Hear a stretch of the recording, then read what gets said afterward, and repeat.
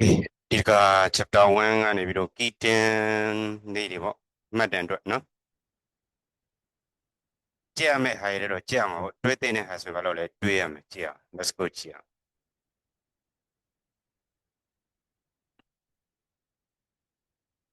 ဒီမှာ valence electron ရဲ့ overall principle နော် valence electron က overall principle Pauli exclusion principle Horn rule နော်ဒါတွေကမေးခဲ့သည်ရှိတော့ဘာလို့လဲဒီကပို့ပြီးလွယ်ကူတော့မကြိုတင်ပြီးတော့လေ့လာရမယ်ကြက်မှတ်ရမယ်နော် valence electron ဆိုတာတဲ့ဖြစ်ကြပါသည် electron တစ်မျိုးဖြစ်တယ်ဘယ်မှာလဲ outermost ရှေ့ပြင်ဘက်ကျဆုံး electron of an atom တစ်လုံးရဲ့ပြင်ဘက်ကျဆုံး electron ကိုဘာလို့ခေါ်လဲဆိုတော့ valence electron ခေါ်သည်နော်တစ်ပုတ်နော်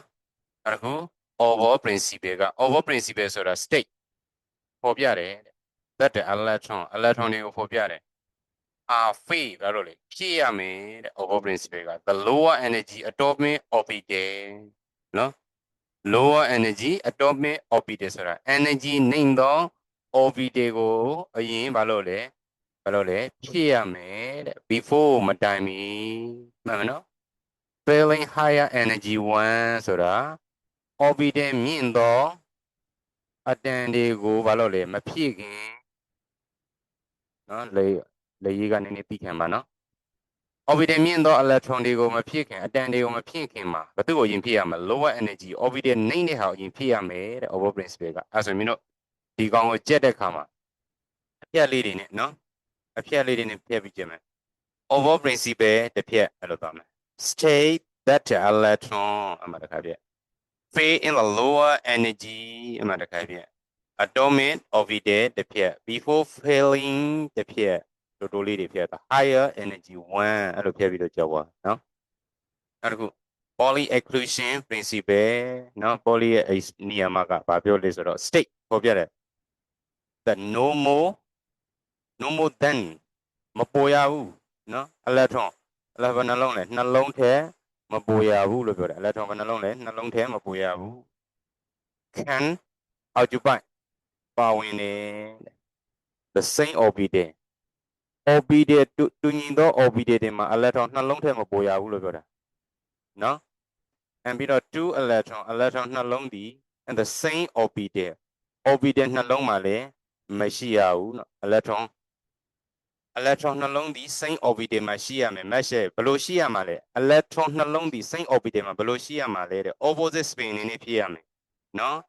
up opposite spin ဆိုတာ down နော်အပေါ်မြအောက်မြရှိရမယ်အဲ့လိုပြောတာနော်နှစ်ခုတည်းမပေါ်ရဘူးနော် no more than 2 electron နှလုံးထက်ပိုရေးလို့မရဘူးလို့ပြောတာ Pauli principle ကနော် Pauli exclusion principle ကအလွယ်နည်းမှတ်နော် Pauli principle ဆိုတာ spin တွေကိုဖြည့်တဲ့အခါမှာ direction မတူရဘူး electron နှလုံးထက်ပိုပြီးတော့ရေးလို့မရဘူးအဲ့လိုပြောတာနော်နောက်ခု Horn rule ကဘာပြောလဲ Horn rule က state that every orbital တိုင်းမှာ in a subshell တဲ့ subshell လေးတွေရှိတယ် subshell ဆိုတာမင်းတို့ရှေ့မှာသင်ထားတဲ့ SPDL လို့ခေါ်တယ်နော် lateral level မှာတော့ S နဲ့ P နဲ့ပဲလေ့လာရတယ် is singly occupied တစ်ခုတည်းပဲတည်ရှိတယ်ပါဝင်တည်ရှိတယ် with one electron တစ်လုံးနဲ့ပဲအရင်ဆုံးမလုပ်လဲစပြီးတော့ဖြည့်ရမယ် subshell တွေကိုဖြည့်တဲ့အခါမှာ electron တစ်လုံးပဲစပြီးတော့အရင်ဆုံးမလုပ်လဲဖြည့်ရမယ်အဲ့လိုပဲ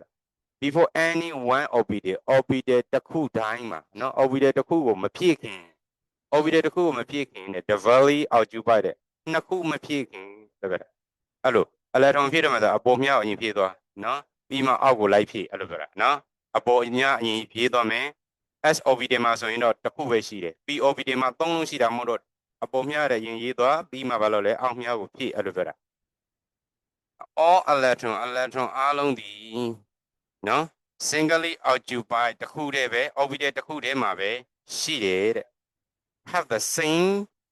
spin တူညီလျင်တဲ့ orbital တစ်ခုတည်းမှာပဲရှိရမယ် Horn rule ကနော်အဲဆိုကြက်တဲ့ခါမှာ Horn rule state that every orbital တစ်ဖြတ် in a subshell တစ်ဖြတ်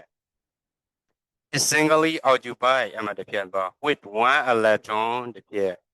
before any one orbital အမှတစ်ဖြတ် is doubly occupied အမှန်တကယ်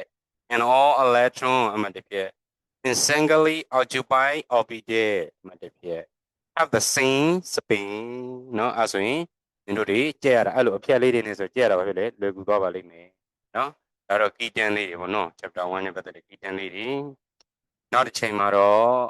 မိကုံးလေးတွေကိုလေ့လာဖို့အတွက်ဒီမှာ2024 2025မှာမိကုံး